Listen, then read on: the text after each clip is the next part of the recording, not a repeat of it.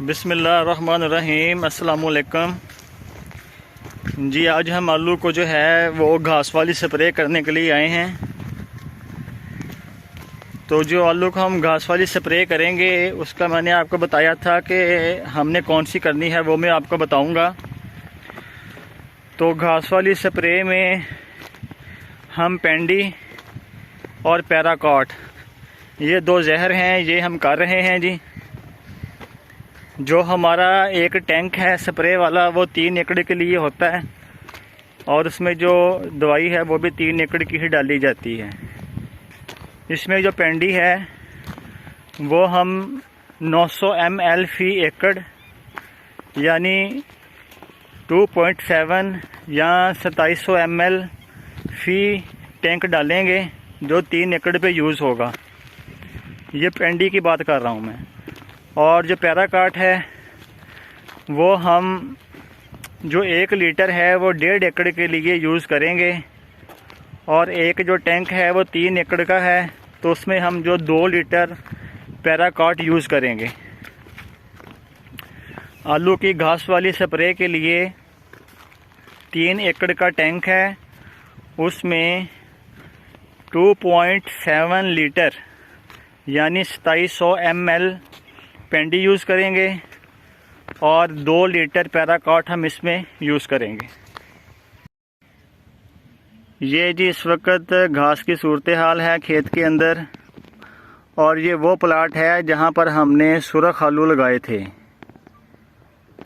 ये वो वाली वैरायटी है और इसमें कहीं कहीं जो पौधे हैं वो निकल भी रहे हैं। ये मैं आपको दिखाता हूँ।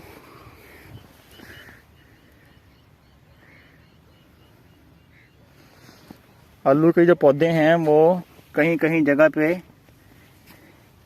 निकलने शुरू हो चुके हैं।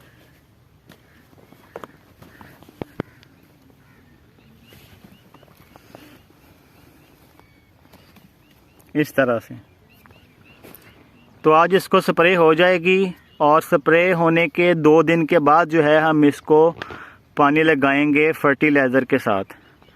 और हमारी पहली फर्टिलाइज़र की एप्लीकेशन क्या होगी वो मैं आपको बताऊंगा। ये जी हमारी इस साइड वाली राइस की फसल है।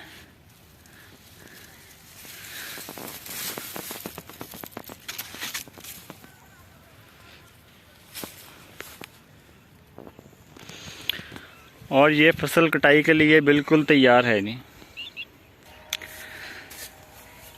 अच्छा जी, ये है मकई की फसल और इस पे ये जो छलियाँ हैं ये बननी शुरू हो गई हैं और इसमें जो छली का दाना है वो भी पड़ चुका है। अच्छा जी, ये छली का दाना किस तरह से पड़ता है ये मैं आपको बताता हूँ। सबसे पहले जब पौधा निकलता है तो ऊपर से ये वाला जो सिट्टा है ये निकलता है। जब वो सिट्टा निकलता है तो इसमें से ये जो छली है ये निकलनी शुरू हो जाती है। जब ये छल्ली निकलती है तो इसके जो बाल हैं ये वाइट कलर के होते हैं, बिल्कुल वाइट। और जब ये बाल ब्लैक कलर होने शुरू होते हैं तो उसका मतलब है कि इसमें दाना पड़ना शुरू हो चुका है। लेकिन इसके जो बाल हैं वो ब्लैक कैसे होते हैं? इसमें ये जो सिट्टा है इसमें छोटे छोटे से पोलन होते हैं, बहुत छोटे छोटे से, करोड़ों की तादाद में छोटे छोटे से पोलन होते हैं। और जब ये वाले पोलन जो हैं ये जब यहाँ से गिर के छल्ली के बालों पे गिरते हैं तो फिर इसको क्रॉस पड़ता है। और जब वो पोलन इनके साथ आकर मिलते हैं इन बालों से तो उस वक़्त ये जो बाल हैं ये ब्लैक होना शुरू होते हैं और छल्ली में जो दाना है वो पड़ जाता है। ये अल्लाह ताला की हिकमत भी है और इसमें जो है अल्लाह ताला की खुदाबंदी भी है। ये वाले जो पोलन हैं ये हज़ारों की तादाद में एक पौधे पे होते हैं और यही पोलन जो होते हैं ये ऐसे, ये देखें, ये गिरते हैं और ये इसके जो बाल होते हैं इनके ऊपर आके गिरते हैं तो फिर जो है आगे सारा जो दाने बनते हैं और सारा ये छली मुकम्मल होती है। ये जी हमारा इस साल आलू का पहला स्प्रे और पहला टैंक जो है बिल्कुल तैयार है और ये इस तरह से धुंध बनाएगा, फॉग बनाएगा।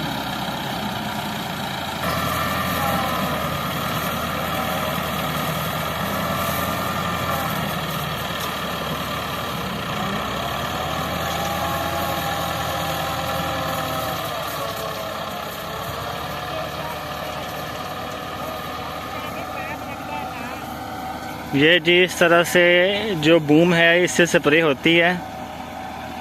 अच्छा, और ये जो एक बूम है ये एक वक्त में 22 बन्ने जो हैं आलू के उनको लेकर जाता है और वापस 22 बन्नों को ही वापस लेकर आता है। यानी एक चक्कर में ये अपने 44 बन्ने जो हैं उनको पूरा करता है। 10 बन्ने इस साइड पे होते हैं ट्रैक्टर के, 10 इस साइड पे और 2 ट्रैक्टर के नीचे।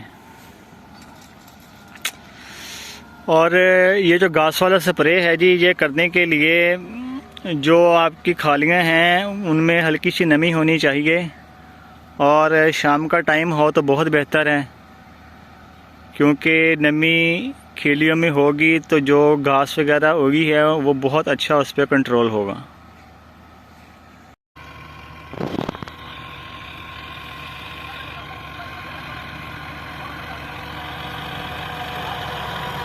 जी तो आज का व्लॉग यहीं पे ख़त्म करते हैं। आज हमने आपको जो आलू की पहली स्प्रे है घास वाली उसके बारे में बताया है कि वो कौन सी हमने यूज़ की है और कितनी मिकदार में हमने वो फ़ी एकड़ यूज़ की है। तो सब लोग अपना बहुत सारा ख्याल रखिएगा, दुआओं में याद रखिएगा और हमारे चैनल को सब्सक्राइब ज़रूर कर दीजिएगा। आप लोगों का बहुत बहुत शुक्रिया और अल्लाह हाफिज़।